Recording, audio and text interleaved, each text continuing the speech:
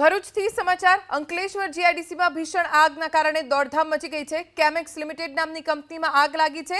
હજી પણ આગ ઉપર કાબુ નથી મેળવાયો તો બીજી તરફ અન્ય કંપનીમાં પણ આગ પ્રસરી છે। 15 થી વધુ ફાયર ફાઇટર્સ ઘટના સ્થળે હાજર છે અને આગ બુઝાવવાની કામગીરી કરી રહ્યા છે। કંપનીની આસપાસના રસ્તાને પણ કોર્ડન કરી દેવામાં આવ્યો છે। સૌથી પહેલા પ્રાથમિકતા એ રહેશે કે આગ હવે ક્યાંય વધુ પ્રસરે નહીં, કેમ કે આસપાસ ઘણી બધી કંપનીઝ આવેલી છે।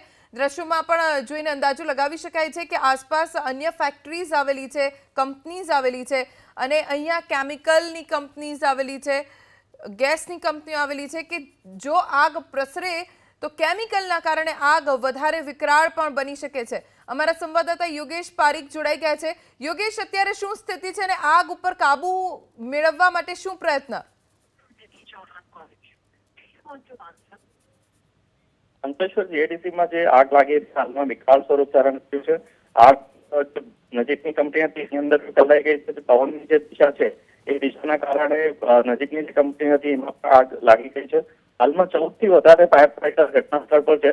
તથા ઉપરાંત જે ડીપીએમસી છે એની પણ ટીમ બોલાવવામાં આવી છે અને ફેક્ટરી ઇન્સ્પેક્ટર અને જે જિલ્લા રેવન્યુ વિભાગ છે એઓ પણ ઘટના સ્થળે પહોંચ્યા છે। જી યોગેશ, આભાર જાણકારી આપવા માટે। તો હાલ આગ બુઝાવવાની કામગીરી સતત ચાલુ છે।